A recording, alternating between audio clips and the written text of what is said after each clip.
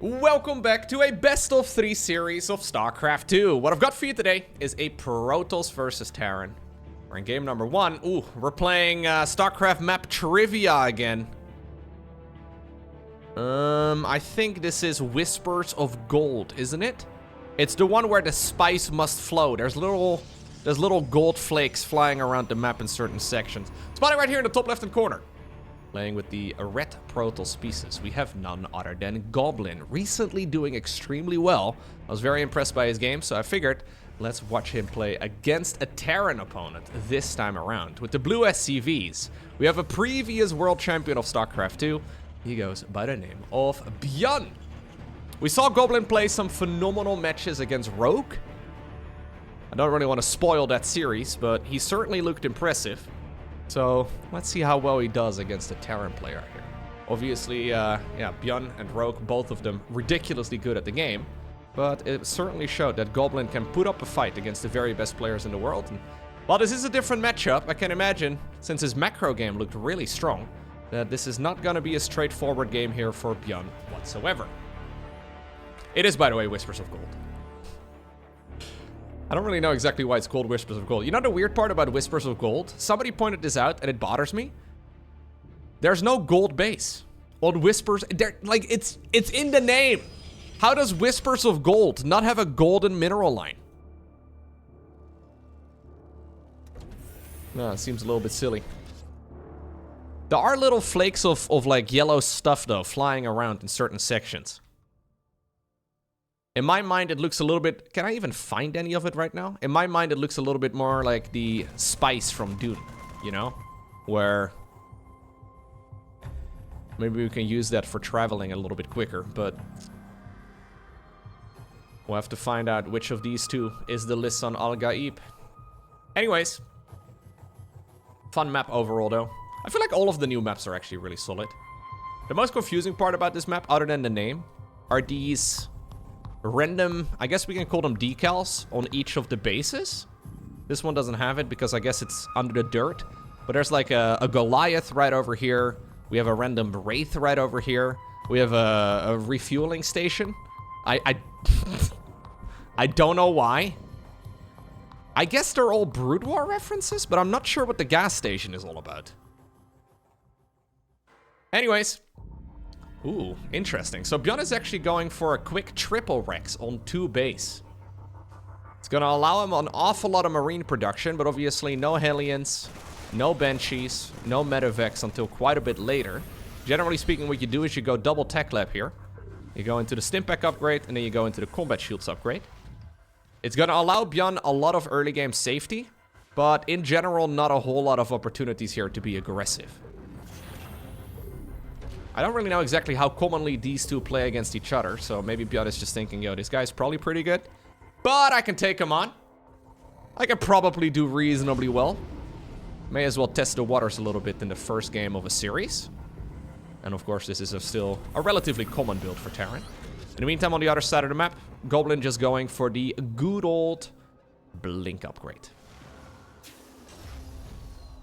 He doesn't know exactly how many Marines there are at this point. That's what he's trying to check for, trying to see if there's any more Marines. So we just have constant turns here on these Adepts. He wants to see what's happening, just shading them one at a time forward. Yeah, and unless the Marines stop it. Good reaction speed right there by Goblin. Targets down the correct Marine, runs the Adepts away. He's constantly checking if something else is going to come marching down that ramp. So far, it's just SCVs, but he really wants to know what's happening inside of that main base. Now, just to be safe, and maybe to be aggressive, Goblin has decided to go up to 4 gateways here, together with a robo facility. It's gonna allow him plenty of Blink Stalker production against a Marine push.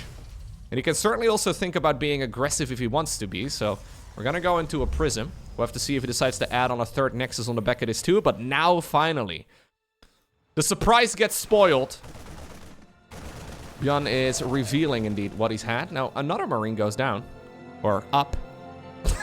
Somehow gravity on Whispers of Gold works a little bit differently. So far, though, no losses yet on the side of Goblin, and he should have all of the tools here available to micro against this army. Keep in mind that every Stimpack here is extremely costly.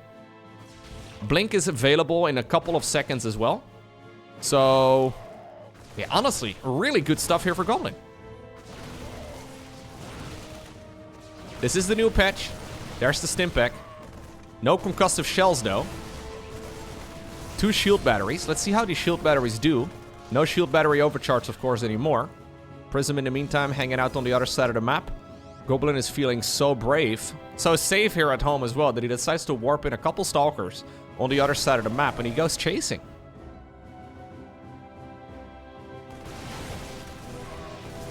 I mean, you want to maximize your damage here as ByuN, but I don't really think this is going to work out favorably.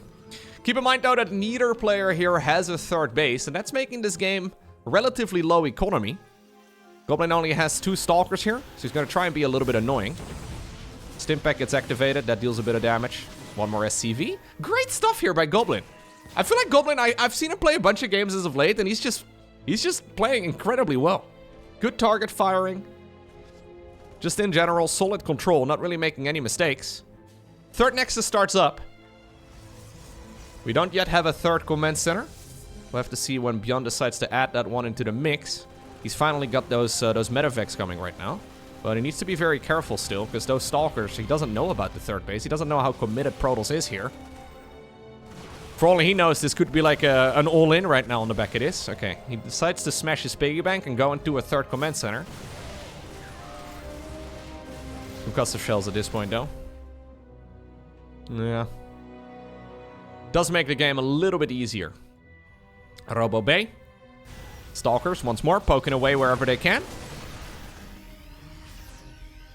Okay. Follow-up attack right here from ByuN is not going to be with siege tanks. It looks like we're transitioning towards a bunch of Widow Mines here instead. Both of them, though, are good choices against most of this Protoss army. Zealots with charge are pretty much a no-brainer. It's something that ByuN is certainly going to expect. He doesn't really know exactly where the rest of the tech of Protoss is going to be, but usually you will go into the Colossus. Really, we're mostly just trading out units here. Okay, quite a few Stalkers, though, are going down. We've now had 8 of them falling. Still cost-efficient trades, but yeah, it's about time we go back home. Now, charge is finished up. Right now it is anyways. Plenty in time for this attack. A Colossus also is on the production tab. Now, keep in mind, this is ByuN. ByuN has medevacs. There's a good chance he's going to load them up, although he does get, well, spotted before any of the units can think about boosting into the main base. We do have, in the meantime, also a Prism going to town again with those 2 Stalkers from earlier. Goblin just chasing all of this away. There's one guy who also wanted to help out, but apparently he did not quite get to, well, be on the bus. Oh, no. Guys, I have IRL cat aggro. Hey, Milo. Milo believes I've been talking to him the entire time. If you hear a cat, he's rubbing his face into my microphone right now. Not a good timing, man. Could you have done this a couple seconds earlier? In the meantime, we have a medevac drop going into the main base. You want to sit in my lap right now? Widow Mines! Oh, jeez. Widow Mines. Okay. Not that many probes end up going down. There's a tail in front of my monitor. Okay. All right, all right. Milo's away. Big push, though, inside of the main base. Stalker warp in over here. There's not a lot of detection, but not a ton of Widow Mines anymore either. Both players taking a tremendous amount of damage. Even the command center on the low ground right now is in some trouble. Okay, let me just show you my situation here. We have a very large cat who wants snuggles right at this point in time. All right, back to the game. Sorry, professional commentator Loco alert. Command center taking a lot of damage, but there are a ton of SCVs available as well. So he should be able to repair this back up if he wants to be.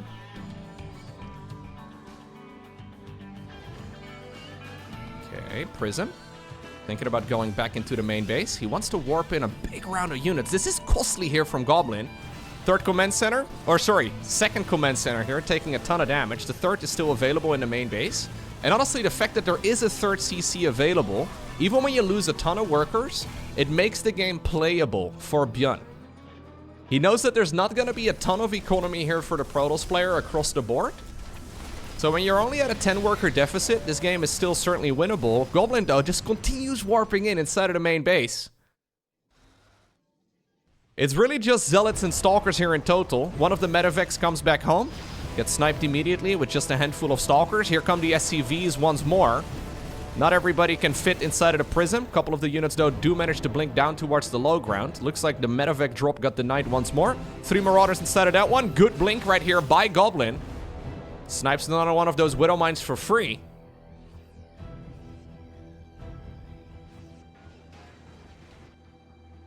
Okay. Prism goes around the site once more. Command center has been repaired back up to full. Keep in mind that that is not free. Looks like the Marauders are finally cleaned up. Getting cleaned up by the mortal enemy of the of the Marauder. Generally speaking, the Colossus. Great blink once more. Generally speaking, the Colossus is not that great against Marauders, but when there's a very small amount of them, it can still work out. Goblin's economy here is nothing to write home about, but honestly, neither is ByuN's. We're now 10 minutes into the game, and at this stage, when you've been mining with so many mules, your main base is gonna run low. Your natural expansion is not even gonna be far behind either. So ByuN needs to get another base down on the low ground. That means that Goblin can maybe think about creating a contain on his opponent. He doesn't really need to be fighting in all his infrastructure. Maybe he can just keep him at bay. Another push inside of the main base, trying to be a little bit annoying. Couple of zealots here going to town. Colossus joining in the fray right now. There are no force fields, no shields here available for anything here for Goblin, so he needs to be a little bit careful. Good stutter step control by ByuN, trying to back up to the safety of his natural expansion once more. Medevac gets sniped. 4th Nexus, by the way, in the meantime, is finishing up north. That Colossus joining in the fray. It does have the ranged upgrade. Goblin needs to be careful. He does not overextend. He cannot afford losing the Colossus. Stalkers have to stop running, but I feel like the Colossus eventually is going to get targeted down. A couple of zealots joined the fray as well. And it looks like the Colossus falls, but the question is, at what cost? As that Protoss army gets deflected, one more Marauder goes down. Goblin has slowly added on a couple more workers in the mix. Excellent game here, man. Really good game number 1. Apparently Milo agrees as well, as he's decided to settle right in front of me.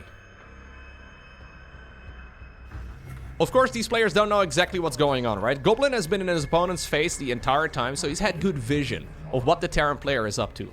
ByuN doesn't really know what exactly is happening on the other side of the map. He hasn't had an opportunity to really send any scout ships around. He doesn't know what's happening out there. For all he knows, this could be a continued 3-base push. Now, it's a safe assumption at some point that there is a 4th base done, but when you haven't had confirmation of it in a game as chaotic as this, it's really difficult to make calls. So you have to start making assumptions. ByuN, though, one of the very best to ever do it. Now that the Protoss player is off his back, I guess he can put 1 and 1 together and realize exactly what's happening here. This Protoss army is not looking very big. Now, those mules have been incredibly useful here for quite a time, and Goblin decides to fight this. Widow Mines, though, trying to deal a lot of damage. Good splits right there by the Protoss player, but here's the reinforcing bio units coming in as well. Colossus once more has to run for its life. This time around to get body blocked by the Stalkers and the Zealots. Widow Mine! Ooh, dealing a little bit of friendly fire there. In the meantime, 2 Zealots. It's all he could afford. They've been routed across. This is, of course, ByuN, so we have a medevac drop coming in. Goblin already waiting on the perimeter of his main. Marauders also will be able to intercept these Zealots. A couple of Vikings on the ground. Okay. Oh, medevac does manage to slither away. Ghost Academy on the back of this. Great choice against everything Protoss, but especially in these kind of situations. 1 EMP can shut down like half of the HP of all the Zealots. Storm in the meantime on the back of this, but of course also Archons and High Templar are a great target for EMP. Any probe kill at this point is substantial. A kill on a Nexus would be even better. 1 Colossus. Okay, just roasting units left, right, and center. Medevac over here ended up going down. The rest of the medevacs over here, though, in this location are, well, still available, and they're going to try and see if they can secure some kills over at the 3rd base of the Protoss. Doesn't want to take any unnecessary chances. Still kills a lot of probes, though. In the meantime, there is a Zealot warp in inside of the main base, too, killing lots of SCVs. Ghosts are available, but they do need a little bit of a buffer in front of themselves. Oh, this is an amazing game 1. Dude, I think Goblin's actually doing it. He was significantly behind in the supply count earlier, but he's been getting so much value out of his Protoss army. Great stuff here by the Protoss player. Third base is gonna be denied, and keep in mind, 15 minutes in, that main is practically empty. The natural expansion, well, there's one tiny little mineral field remaining. Any mining right now that gets done is gonna be heavily in favor. Gets the kill on the command center, and I think with the kill on that command center, he secures game number 1. Next up, we find ourselves on ultralove. Brilliant first game in this series. That was essentially non-stop action since like minute 7 or so. And if ByuN wasn't entirely aware of how good Goblin was, I feel like that gave him all the information he truly needed.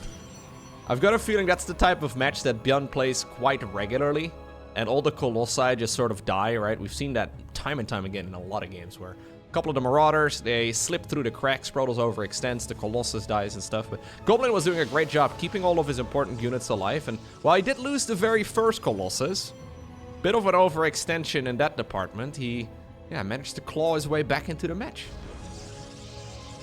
In the meantime, by the way, Milo has settled behind my monitor. This has been his newly found sleeping spot. There's a little bit of space on my desk behind my screen where you can hear me shouting, but I guess it's muffled by the screen a little bit. I've been thinking about this actually. In the mind of a cat, right? I spend a lot of time sitting in this room talking to myself. Obviously making the YouTube videos, I'm streaming like 8 hours a day. I'm spending a lot of time talking to myself, and in his mind, he must be thinking that either I'm, well, first off, crazy. Maybe he thinks I'm loco. Sorry. Or maybe he believes I'm talking to him the entire time. Yeah. Anyways. Every once in a while, he's like, yes, human. I know. Nice of you to be here. Maybe he's doing me a favor. ByuN once more, opening up Scoutless. Command center upgrade complete. Checking out if there's anything hidden behind any of his mineral lines over at the third base.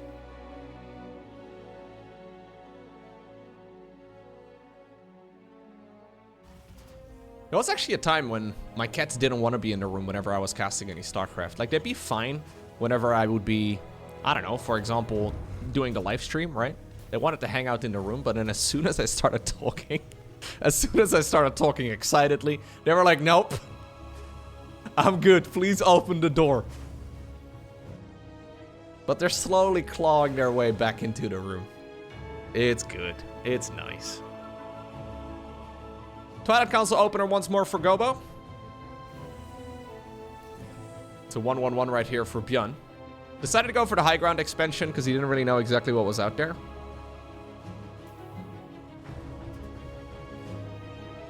Yeah, ByuN never really scouts anymore in the early game. Admittedly, I haven't seen a lot of his Terran versus Terrans lately.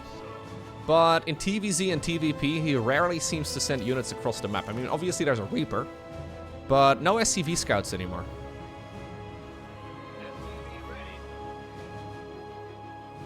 It's going to be a Widow Mine drop, by the way, here for ByuN. So we have Widow Mines together with 4 Marines. We're going to be sending those out. Goblin going for gateway number 2 for now. We'll have to see how many gateways he makes before he takes on the challenge of taking a third. Since there's a robo facility coming up, I'm assuming we're going to see more gateways here in just a moment. Oh, Adept actually sneaks in. Doesn't see much. Oh, blocks the command center from landing over there for a little bit longer. 2 SCVs, 1 Marine. Oh, no. Jimmy lives. Okay. Apparently we're not going to send any Marines in. Those Marines were preoccupied. They're still busy trying to deny anything else. Raven on the back of this too. So ByuN really just playing the safe in case it would be anything cheesy here. Obviously you don't want to lose a quick 2-0. Actually, I say quick 2-0. That previous game was actually quite long. Considering we were only on 3 bases as Terran. It was still quite a long match. Okay. This is a big skill check. Good defense so far. Excellent defense so far. He knows it can be retargeted. One of the Widow Mines goes down. A little bit of lost mining time, but that is all very respectable. We have seen time and time again, though, how much value a Raven can provide in this matchup.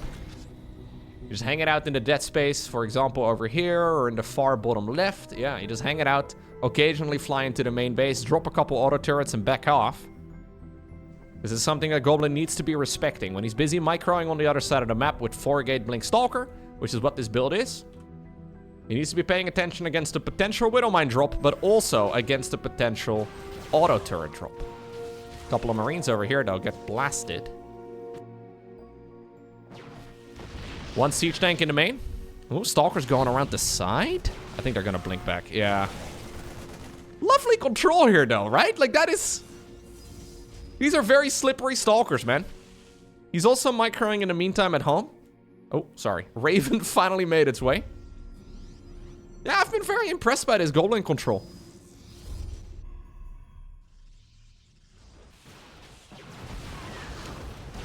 MaxPack's pushing the entire European Protoss community forward, man. You'll have to see it. Here's a little auto turret being a jerk. Stalker actually decides to take the brunt of the damage. We'll be staying alive for now. Problem is, on this map, on ultralove, I don't know if I like a 4-gate blink opener. I mean, we can commit. Sure, we can commit. Let's see. This is quite a bit of damage being done. You need to keep those Stalkers alive, of course. ByuN is going into a bunker. We don't mind drop in the meantime in the natural expansion. Medevac extremely low in HP. Do we have a blink available? We do not. Oh, yeah, we do. We do. It came available once more. And that's going to shut that down for good. That means, wow. I did that twice now. I'm trying to, like, drag select the Raven, but it's so far to the edge of the screen that I accidentally dragged. Ooh, the mini-map with it as well. Another big blink into the main base. Huh? The Marines are putting in quite a bit of work. Stimpack is just seconds away from finishing, though. Another siege tank just popped out of that factory. I think ByuN is going to be able to deflect this once and for all. Now, with Stimpack finished, base defense does become a little bit more straightforward. But this was by no means at all in here. Robo Bay on the back of this. Charge on the back of this. +1 on the back of this. Goblin playing an excellent game. Just doing a great job. Can't really complain too much about what he's doing here. So Goblin, by the way. We do have another little auto turret over here. Goblin, currently 22 years old. He is from Croatia, actually. Playing for the Platinum Heroes. He's all around. Like, he's been around for quite a few years at this point, but he's all around. Really, really strong now. Certainly a name you want to remember. Because unlike MaxPax, he actually goes to offline tournaments. Oh, sorry. Can we get the Raven? Hey, sorry, I had to. It's sometimes you have to do a little bit of a roast, okay? Running away. Trying our very best to get away from that position. ByuN trailing behind. Trying to catch that Protoss army, but so far not really getting what he's looking for.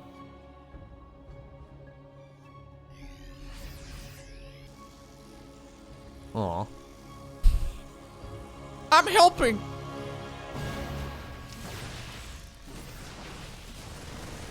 Picks up, gets out of there. Oh, never mind. He's no longer helping. A little bit of damage was done.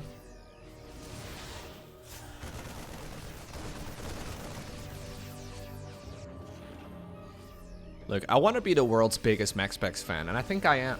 I am a huge fan of MaxPax. But it is hard to know how good somebody truly is when they don't play offline tournaments, right? Like, it is what it is. Playing offline events is very different than playing online. Medevac drop goes into the main base.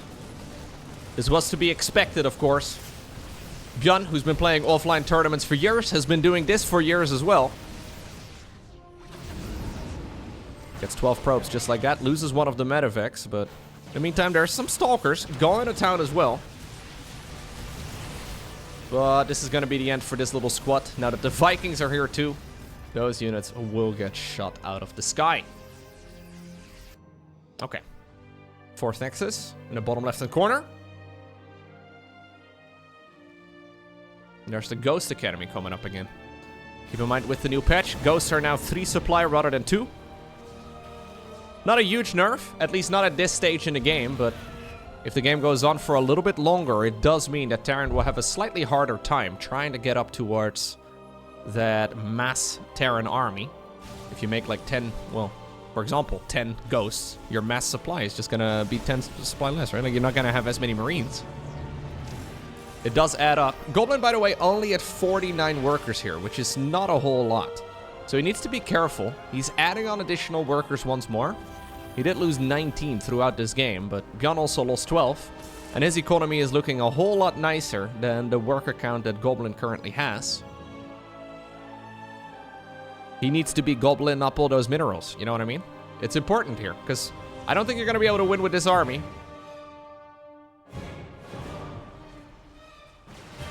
And ByuN will be more than happy to chill. Yep, 4th Nexus, Terran Nexus, starts up right now. The Terran Nexus can fly, which is quite nice. A lot of the games of TVP, by the way, that I've seen on this map, they're all about these bridges. When we get to this stage in the game, it's all about the bridges. So far, ByuN doesn't want to be a bridge controller yet, but it seems like very frequently. Goblin knows it. We're gonna take a little bit of a position over here in the middle of the map. Ooh.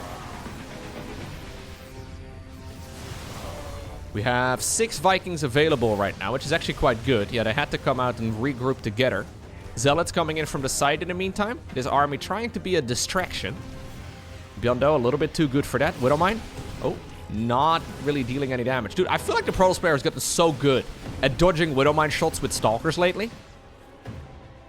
It's like the perfect amount of delay before you blink. It looks easy, but it really isn't. There's so many things to manage. In a game as hectic as StarCraft, for you to sit there and wait until you need to blink, it's really nice.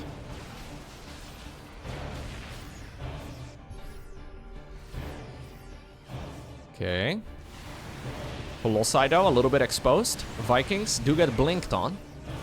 One of the Colossus is now very low in HP. Extended thermal lens is about 75% of the way done, maybe a little bit more than that. Armory finishing up. Widowmines, though, have intercepted most of those Zealots. Zealots in the meantime, though, in the main army as well, trying to push forward. A couple of them go to the high ground, denying a base up there. In the meantime, those Zealots, yeah, from the right side are cleaned up, but ByuN was still busy with those. One of the Colossi goes down. Good targeting right there by the Terran player. Marines and Marauders winning the fight as well in the front. +2/+2. Fired up right now for Terran. +2 coming up here for Goblin, who's only sitting on 1-1-2, but he only has a single forge. Psionic Storm on the back of this. It's going to be a nice addition, but keep in mind that we already have had an addition of Ghost here for quite a while. So ByuN already has the right unit to counter it. He just needs to, well, use the ability, which is a lot easier said than done, by the way. Much like all the other spellcasters in StarCraft 2, Ghosts are also by no means easy to use.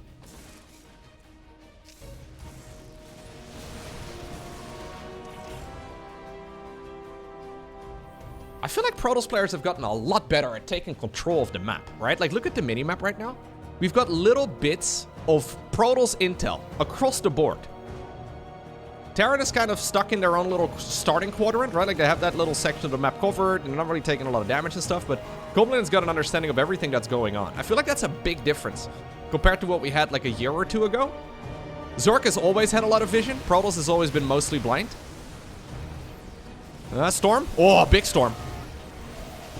I still think, though, that this Terran army is looking absolutely mighty. How many Templar are there in total? Just the 3 of them.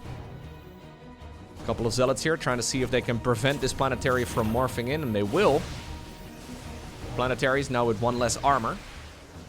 Some good pre-splitting as well on those Templar, though, making sure that there's no unnecessary splash damage going onto all of those units. Blinks forward as well. 6 SCVs in the meantime have gone down. Pushes this Terran army all the way back. Vikings, though, will be able to clear the job right now. That's exactly where these Templar come in. But still, this fight is going pretty well for ByuN. When finally he's forced into a choke point, that's when the Templar come out. Although some of them certainly did get EMP'd here. 11 additional Zealots coming up, man. Full gateway, man. Now we do have a second forge. +3, +2 coming up. 2-2 finishing, though, here. Together with the +1 air weapons. ByuN realizes where this game is headed. He is not really in a rush. Really what he needs, though, is a 4th base, and that's exactly what he's securing right now, finally. In maxed out situations, usually against a gateway army, you are better off as Terran, although obviously the margin for error is still absolutely tiny. Scans the base in the bottom of the map. Notices it's not there. He doesn't know about the expansions over here. That is something he might want to consider here. He could also be thinking about going into an additional starport at this point in time. We already have 2, actually. Okay, I was going to say, would be late if we don't have those yet. He was only making 2 medevacs at a time. Apparently using each of the starports. Protoss army, though, very mobile when you play this composition, and it means he's going to be able to take this base out really quick. This is where that -1 armor actually quite noticeable in the planetary. A lot of the Zealots were derping out a little bit, but this Protoss army is cornered. Decides to recall, get the majority of the expensive units out towards the top left-hand corner. I'm liking this new snappy Protoss playstyle, man. It's so... it's good, right? Like, rather than this, like, I'm gonna sit back and make a big army, right? Like, I've never been a fan of that army, that playstyle in StarCraft 2. Like, the turtley approach, this constant action all over the screen, it is a blast. A couple of Zealots have snuck away. Trying to see if they can take some reinforcements. That bunker from the early game actually coming in clutch. Not a lot of healing there, but enough for some more reinforcing units to come up. In the meantime, though, ooh, this Protoss army, yeah, is gonna get wiped off the map if he's not careful.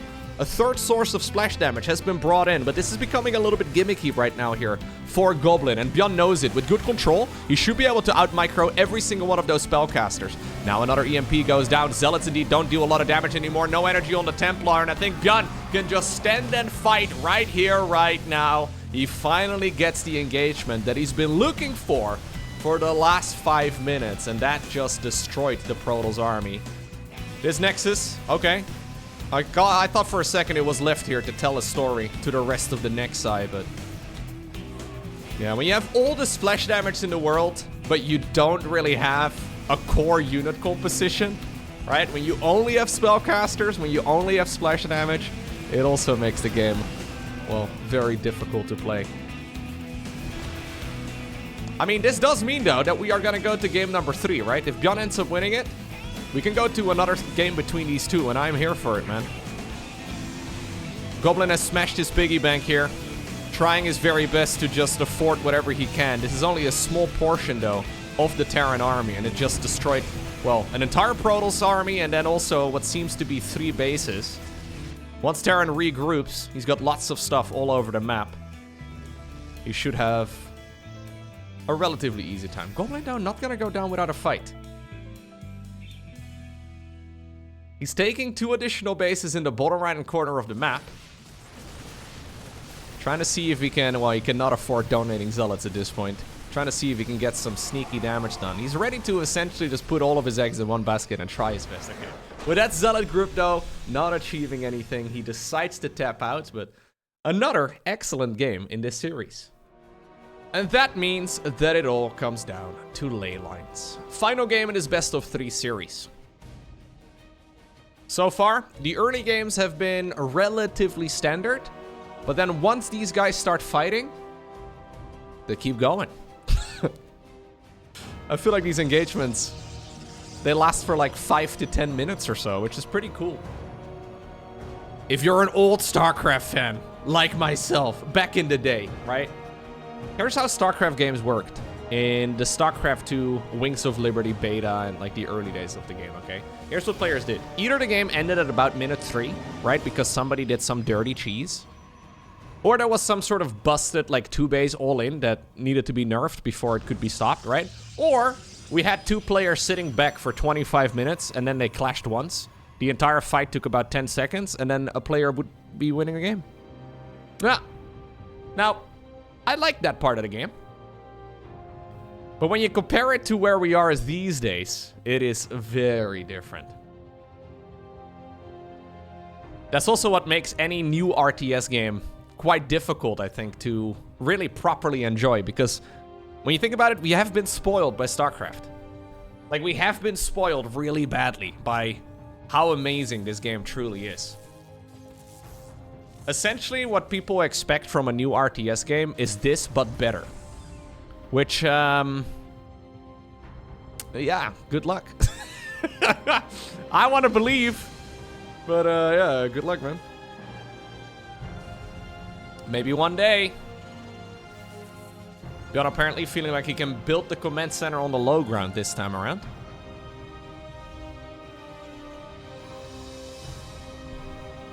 There's something just so simplistic about StarCraft, right? Like there's not all, like there's some complex units out there. Obviously there's some spellcasters out there, but most units have like one or two things that they can do.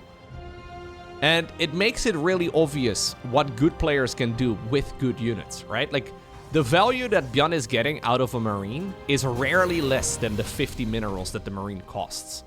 And at the same time, the value that Goblin is getting out of a Stalker is also significantly more than what, well, you and me, at least most of us, unless you're like, you know, one of the top players. Anyway, there's a lot more value to be gathered, and it's easy to read. It's really clear.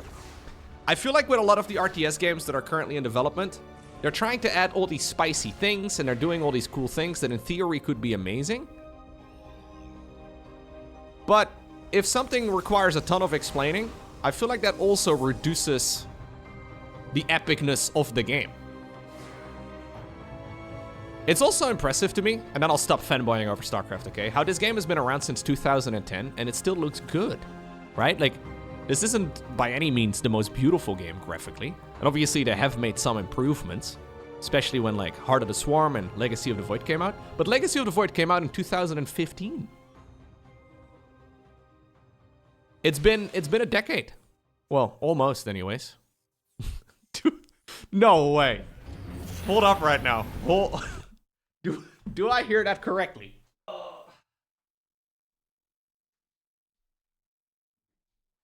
Double cat aggro? In one series? He was right in front of my door. Meowing, making sure that I opened it. Okay. Go ahead, buddy. Go ahead. I gotta go back to my... This is how I pay for your food. All right. The Marines are gonna start fighting here against that Adept. Laurent's not home. Laurent's not home. She's out for one afternoon. Immediately, the cats are completely lost as to what to do with themselves. They decide to hang out with the backup human. Usually, they give me attention in the evening, you know, in the early mornings. That's when I'm interesting. But usually during the day, I'm the backup. Adept sneak in though and get 2 workers worth of damage. I think actually, so as I'm casting this, it's 5 PM. I'm pretty sure this is usually playtime for the cats. Pretty sure this is usually when they get treats and stuff. Yeah. He's like, yo, backup human. Do you have candy? Do you have any, like, you know, like any dried chicken liver, or you know, any tuna, whatever, anything really? I'll eat it all. It's so funny, man. Like every evening, Milo reminds me that I need to give him food, even though he has food. Like my cats have food available 24/7, but he's like, yo, human, fill my bowl. He sits in front of me and he starts meowing. Because he knows the time at which I normally refill his bowl, even though there's still food in his...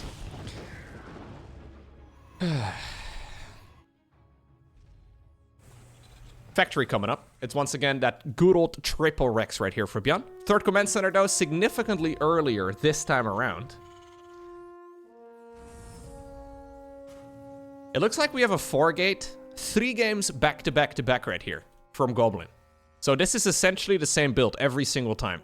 I don't think I like that all too much. I think you don't want to be a predictable player when you're competing against the best of the best.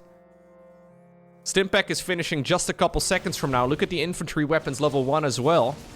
It's gonna make this base defense a lot easier, but you still need the units. Oh. Good control. Lovely control, no stalkers. This is like a massive skill check, right, from Protoss against Terran. When you play this perfectly as Protoss, it is pretty much unholdable for Terran. You need to be extremely good with your base defense. Okay. ByuN will have played many games against Max Specs who goes for similar strats all the time, but usually you go for a siege tank-based army. At least that's usually where the defenses come in. Every stim pack right now is costly, so even though stim will be great in a straight-up engagement, these stalkers are not looking for a straight-up engagement. A little bit of a supply block. Big blink forward. Oh, bunker will stay alive for now. Mass repair is good. There's the stim activated though, and that is effectively like, well, a substantial chunk out of this Terran army. Like, medevacs are coming right now, but when the first act of the medevac is to heal the units back up, I mean, it's quite tricky to really achieve much else. Additional gateways, by the way, on the back of this too. Bunker ultimately does fall. Charts on the back here. So this is not just going to be Goblin committing to the exact same follow-up as last time. I believe he should be able to go for some zealots a little bit quicker here. Okay, we are gonna go 8 gateways. 7 gateways is, of course, acceptable. Now, the nice thing here for ByuN is that he does have a 3rd command center earlier than he did in that first game of this series. So he's going to be able to fly that one on down towards the low ground here. It's also an orbital command with pretty much full energy here, so he can start mining very easily. I think he's actually purposely building those supply depots with the little hats on top of them. Okay. Goblin mostly just trying to squeeze as much juice out of this stalker attack as possible while not overextending. Zealots are going to finish up their charge upgrade right now. There's the Colossus. Stalker still poking in.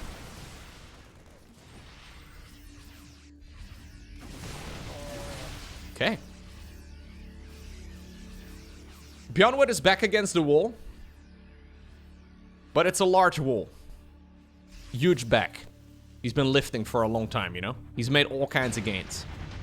So even though he needs to be very careful, this is still very delicate here for the Terran player. Generally speaking, this is defendable the longer that the game goes on, but you're still holding on by just the threat, right? You gotta be very careful, and that's an awful lot of zealots. We're at 19 zealots here with 1 Colossus, no extended thermal lens done just yet. Infantry level 1 armor upgrade just finished, but with a good engagement, Goblin can shut down this army. That's exactly why ByuN decides to negate as much of that splash damage as possible. Try to reduce the surface area here so those zealots can't just charge. Excellent control right there by the South Korean Terran. Colossus still available. Vikings getting targeted down. Oh, he did not kill the Colossus. Colossus lives with 5 HP. Somehow that Viking did not quite get the final shot in. That means that Colossus can start working on the SCVs now. Almost feel like the SCV should have retargeted onto the Colossus. 19 of those bad boys end up going down. And that one Viking hesitating on the job, not quite getting that damage in, just cost effectively 19 damage worth of workers. Like 19 workers rather worth of damage. Blinks into the Widow Mines. He doesn't know if there's any more. There's a couple more though that just popped out of the factories. Good splitty. Lovely splitty. Okay. +1. Finishing for Protoss. But at this point, I'm not sure that he needs it. He's got his sights set on the orbital command. SCVs once more busy. Oh, apparently we shoot at our own supply depot. SCVs once more busy repairing rather than mining. Dude, this Colossus. I'm pretty sure this guy himself was surprised that he lived. Oh, another Viking tries to finish the job, but once more gets shut down. And there's 2 more Colossi that walk up the ramp holding hands. They're like, hey guys, what's going on over here? Incredible series by Goblin. Winning over one of the very best Terran players in the world is not easy. And he did it in, honestly, dominating fashion. Just straight up StarCraft 2, no tricks, no gimmicks. Just playing the new patch and doing a great job. GG.